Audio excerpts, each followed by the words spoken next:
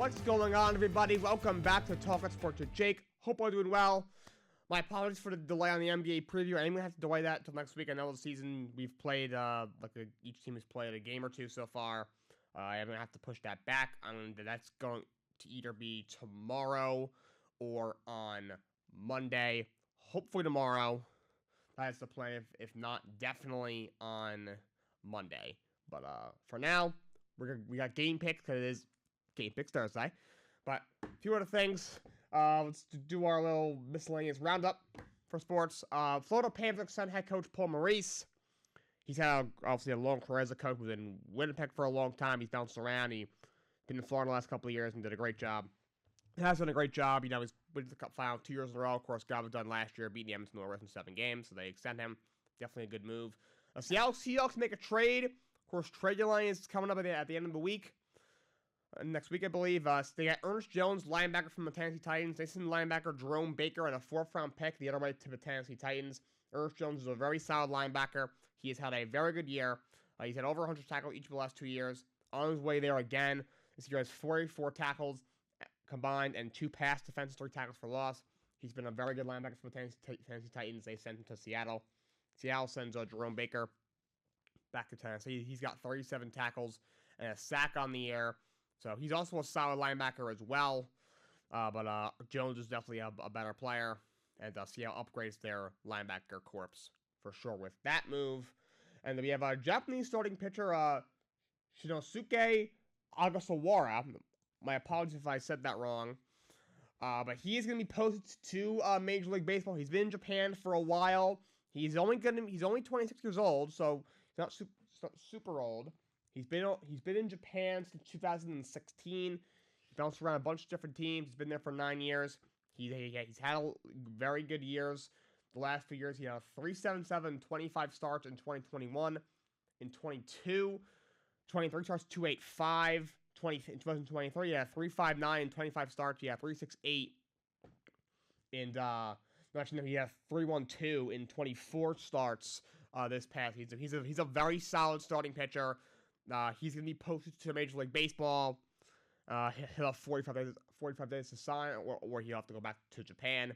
But it looks like he is heading to Major League Baseball, which seems a lot with a lot of these Japanese baseball players. The town over there is almost is in the MLB. It's why you see so many of these guys coming over. Obviously, well, Ichiro did it way back, 25 years ago. I mean, obviously, you see Otani and Yoshina Yamamoto, and he didn't work out as much, but you see Kikuchi. They think he may be Korean, but Korea is kind of similar to the town over there. Isn't that far off from MLB, Japan, especially in Japan. So we see a lot of these guys doing that. Kawhi Senga with the Mets, so Shinosuke Agasawara is the next guy up, and keep your eye out for the guy. What's his name? Roki Sakasi, whatever his name is. Guy who had like a 1 year right last few years. Keep your eye on him. He's supposed to be posted this year as well, so we will see what happens. All right, so we had a big trade in the NFL. The Kansas City Chiefs acquire wide receiver DeAndre Hopkins from the Tennessee Titans. This is the 5th-round pick that could become a 4th. This is a really good move for the Kansas City Chiefs. They've had a lot of injuries on offense, especially at the wide receiver position. Holly Brandon preseason hurt his shoulder. He had a season-ending surgery on that shoulder. Very early on in the season, Rashee Rice, he was great as a rookie, looked even better this year. He tore his ACL. He's out for the season. Your starting running back, Isaiah Pacheco, is still on an injured reserve with a major injury. Yeah, bring back Kareem Hunt off the freaking street after that injury. So your receiver room right now is, a rookie Xavier Worthy and then the ghost of Juju Smith-Schuster. And Travis Kelce hasn't really produced at all this year either. So you've been in a tough spot. That's a big move for them. Hopkins is not near the same player. He's much older in the back end of his career. Only 15 catches thus far, but he's had really bad quarterback play in Tennessee with Will Levis and Mason Rudolph. That being said, last year he had over 1,000 yards with really bad quarterback play with Ryan Tannehill and Will Levis. So now he goes to Patrick Mahomes, who has struggled a little bit this year, but he's done enough to get the team wins. He's 6-0. And, I trust him a lot more than freaking Will Levis, that's for sure. So, big move for the Chiefs. I think Talkin is still a solid second-round receiver in this league if he has good quarterback play, and he'll be able to get that with Patrick Mahomes. That's a big move for the Kansas City Chiefs. All right, so quickly going to run through Monday Night Football. Then we'll get to game picks for this week for the NFL. I'm going to do college football tomorrow, or I'm probably going to do that tomorrow, most likely. Ravens Bucks. Ravens win 41-31. Big win for the Baltimore Ravens. They get to 5-2. They've won 5 in a row. 5 touchdowns for Lamar Jackson. He's playing his ass off. Obviously, he kind of does this every year. Postseason comes around. Doesn't have the same flair, obviously. He hasn't had a ton of success in the playoffs. But for right now, he's balling. Arguably the MVP favorite. Derrick Henry, 180 yards plus and a touchdown. That guy has just been absolutely incredible. What a pickup for the Baltimore Ravens. People were trying to say he was washed. God, were they wrong. He's leading the league in literally every rushing category. Rush at 10, rushing yards, rushing touchdowns, yards per carry. He has still a beast at 30 years old. The way that guy trains, people should not be surprised. That guy he is huge. Just hard to tackle, and by like his 20th carry of the game, the defense is exhausted. The combination of his build and his work ethic, it's the perfect storm for defense when it comes to the running back position. But big win for them. And the Cardinals beat the Chargers 17-15 on a game-winning field goal. Chargers are the Chargers. They do this every year. Arizona win, obviously, a game-winning field goal. That was a much more mediocre game in that one. Herbert threw for 349 yards. No touchdowns, no picks. That's almost hard to do. It was a very weird stat line. But Cardinals pick up the win. They get to 3-4. Chargers are now 3-2. All right. So let's get to game picks for Week 8. Starting with Thursday Night Football tonight. Minnesota Vikings at the Los Angeles Rams. I'm going to take the Vikings. The record's obviously, Vikings record obviously much better than the Rams. Vikings are at 5-1. So their only loss of the season last week to Detroit in an incredible game. Rams at 2-4. They should get Cooper Kupp back. May get Puka Nacua back. Probably not, but he's possible to play. But look like they're going to get Cooper Kupp back. I still do think the Vikings will pull this one out. Sam Darnold has had the best year of his career, of course, to this point. The offense is firing on all cylinders. Defense has been better than expected. It's a very well-coached team. The Rams are too with Sean McVay, but, Stafford's getting older. That team is just overall getting older. Cooper Kupp will help in this game. Otherwise, would have probably been a blowout. It'll be much closer, I think, but the Vikings, I think, do pull this one out. I mean, it's a road game, but the Rams have like 6 fans, let's be honest. Into the 1 o'clock slate Sunday. Ravens at the Browns. Give me the Ravens. James Winston is going to start for the Cleveland Browns. I legitimately think he's a better quarterback than Deshaun Watson when they are both healthy. But there's a reason the guy was number 1 overall pick and has become a career backup for a while now. He's obviously a turnover machine. And now Amari Cooper is no longer there. He's, of course, a member of the Buffalo Bills. Outside of Jerry Jeudy and David Njoku, and then obviously you get Nick Chubb back at the running back position, but, he had a potential career-ending injury. He missed over a year of action. So he's going to need to be eased back into it. I'm going to take the Ravens. In that one, in a divisional match, Titans and the Lions. Give me the Lions. That Titans team is just brutal. That offense is horrible. And now you downgrade the middle of the defense slightly by going from Ernest Jones to Jerome Baker at linebacker. I'm not sure who's starting. I know they started Rudolph last week because Levis was hurt. He's played absolutely horrible. Anyway, either way, Lions should easily take that one. To me, they're the best team in the NFC still, even with 8 touches out. But it'll be interesting to see if they make a move for a pass rush. There's been a lot of speculation. Maybe Darius Smith from the Browns goes there. We'll see what happens. Colts and Texans. Give me the Texans. Look, Joe Flacco should be starting. Anthony Richardson is not ready. And the Texans will get a lot of pressure on him. Texans, tough loss last week. Obviously, Stroud struggled a little bit, but I think he has a much better game. Colts defense is not very good. Give me C.J. Stroud and the Texans in that one. Green Bay Packers and the Jacksonville Jaguars. Give me the Packers. They're playing very well right now. That defense is starting to come into form.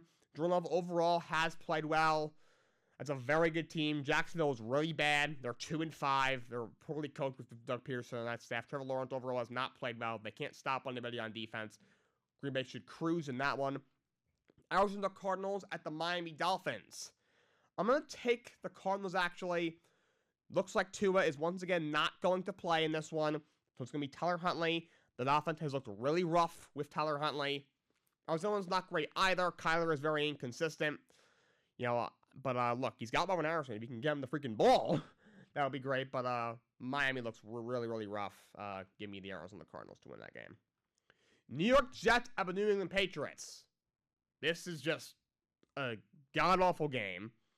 This might be the toilet bowl of the week. Jets, Patriots. I don't know who to pick. I have no confidence in the Jets. It's not a year down the drain. They are horrible. I'm going to take them in this game. The whole week I was like, I'm taking the Patriots, I'm taking the Patriots, I'm taking the Patriots. Obviously, with Drake May, now the starter. I mean, look, you know, the Jets are obviously banged up. Rodgers was limited in practice. They got, you know, a bunch of guys were limited in practice, but the Patriots, that team is really bad. Drake May is really their only hope right now. They can't really run the ball. The receiving core is very bad. The offensive line isn't good. They can't really stop the run. Their secondary is great outside of Christian Gonzalez. You know, never has issues with the coaching. Jets aren't much better. They're struggling to run the ball as well. You know, obviously Aaron Rodgers is not near the same player. They already fired their coach. That coaching staff is a mess. You know, they have trouble stopping the run. That secondary struggled. So this is going to be a very bad game. I think the Jets will win a sloppy game in New England. Falcons and Buccaneers. I'm going to take the Falcons. Bucs are banged up. Obviously, you lose Mike Evans and Chris Godwin in that game. Evans is out 3 weeks. Godwin's out for the season. So the only real weapon you have is Jalen McMillan, a young receiver who's very unproven, and your tight end Kate Otten, who's a serviceable starter at best. Obviously, it's a tight race for the NFC South. Falcons probably have the upper hand right now. This is a big game, obviously, because the winner will have sole possession of first in that division. But give me the Falcons to get past the injury-plagued Buccaneers. Eagles at the Bengals. I'm going to take the Bengals, actually. At home, I'm not sold on Philly. They can't really beat, you know, the top teams. You know, that secondary is still not very good. I think Joe Burrow and company will have a lot of success against that Eagles secondary. I'm going to take the Cincinnati Bengals. That should be a very high-scoring game. Both teams have high-powered offenses and defenses that have a lot of trouble getting stops. The 405 slate. Saints at the Chargers. Give me the Chargers. The Saints are just cooked. They're starting Spencer Rattler, crying out loud. Olave might get him back. Not sure, but you know, Rashid Shaheed is obviously out for the season. I don't think we're going to see Tyson Hill in this game. So don't expect a lot from the Saints. Chargers, they're not phenomenal, obviously, but you have a great coach, you have a good quarterback. That'll get them past the Saints for sure. And Buffalo Bills up at the Seattle Seahawks. This should be a really good game, but I'm going to take the Bills. Seattle's been very inconsistent. That defense is absolutely horrible.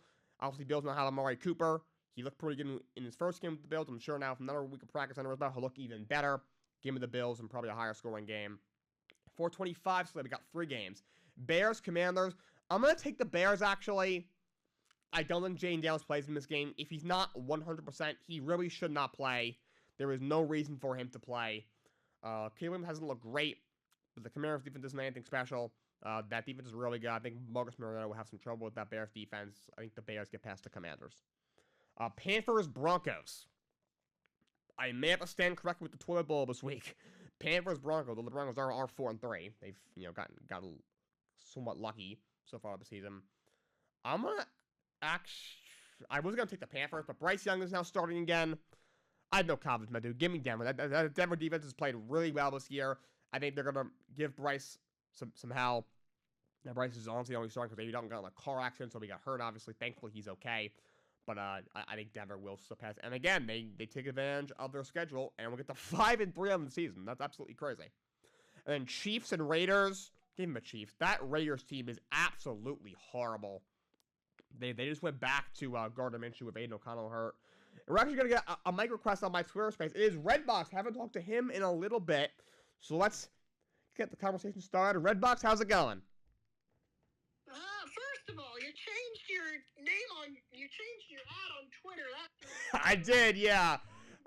I wanted to get my name off, but you never know with Twitter. But yeah, so I changed my Twitter bio. Your name is still there. But my name's about. I wanted to get out of my for whatever reason I decided let me get it out of my actual account name. So I changed it. I changed it to my nickname. I was because when you open the Twitter links in the Messenger group, it doesn't open it in Twitter. It's really annoying. Yeah, it's weird. And then when you go into the browser, it's just like it just completely dies. I know, yeah. I have to actually search your profile. Yeah, it's weird. Yeah, it's weird. And then it was like giving me other Jake Cardinales, and it was giving me like other people who weren't even related to you, and then I deleted all the characters I had put in the search field. It was great. I'm here now, though. I'm very sleep deprived, but I'm here. All right, Redbox. Yeah, I was doing game picks. I figured. How much have we gotten to so far? I'm through most of them. I was just talking about Chiefs Raiders at 4:25 right now. Oh damn! Yeah, 20 minutes late, and y'all are already done. Oh man. But yeah, we're talking Chiefs Raiders right now. Chiefs got obviously they got DeAndre Hopkins. I saw that. The Chiefs just keep making acquisitions. I know. Wonder how much salary cap debt they're gonna have to deal with. Yeah, I mean they pretty much every year seem to they restructure like Patrick Mahomes' contract to give themselves a little bit of leeway. I think Tansky's paying a bunch of Hopkins contracts, so like they find ways I think to get around it. I think. Yeah, I actually haven't made my picks yet for this week. Usually by the time I come on here, I've made all my picks, but I have not done that. I have to. I have been so bogged down with school. But no, I think it's an easy win for the Chiefs. Yeah. I mean, yeah. Do we really even have to explain this one? Not really. That Raiders team is really bad. Chiefs also own them. Oh yeah, absolutely. But yeah, so Chiefs should get past the Raiders and right back. I'm almost done, but if you're more than welcome, obviously, to join me with the game picks for these last two games. Oh yeah. All right, so Sunday Night Football is the Dallas Cowboys at the San Francisco 49ers. Oh boy. Yeah. I unfortunately watched some of that game against the Lions because we were up hunting, and my cousin has Sirius XM radio, so we were driving around listening to the football, and he, for some reason, decided to turn it off the Sunday drive and flip to Lions and Cowboys. 47-9, absolute blowout. I don't think he follows football very closely. The worst game you could have flipped to. It was, right. Oh my God. I was falling asleep in the back of the truck. No, the Cowboys don't stand a chance against Brock Purdy and the 49ers. Why is this a prime time? Or at least put this on Thursday. Yeah. At least make it an Amazon Prime game. The game tonight is actually decent, by the way. Vikings-Rams, yeah, that should be a solid game. It should be. If I'm awake to watch it, I probably will throw it on after the Leafs game. But no, this is not even a close game. Jerry Jones is going to drag himself out and give another grumpy press conference. I mean, he does that anyway. But Niners win this one probably by at least 2 scores. Yeah, I'm going to take the 49ers. They've underperformed a little bit to this point, and actually a lot to this point, but that Dallas team isn't very good. They can't run the ball. They can't stop anybody. I don't think they're going to be able to stop the Niners. Even without Brandon Ayuk, I think the 49ers will pull up plenty of points. I think they get past the Dallas Cowboys. And Monday Night Football to close out the show today. The New York Giants at the Pittsburgh Steelers. Oh, God. That's not a great primetime game. It's a game of mediocrity right here. I don't even know. I think the Steelers win this one. Both of them have had very mid-seasons. I don't know how the Steelers are 5-2. That's crazy that they're 5-2. What did you say, sorry? The Steelers were somehow 5-2. I don't know how they are. Somehow. I don't understand.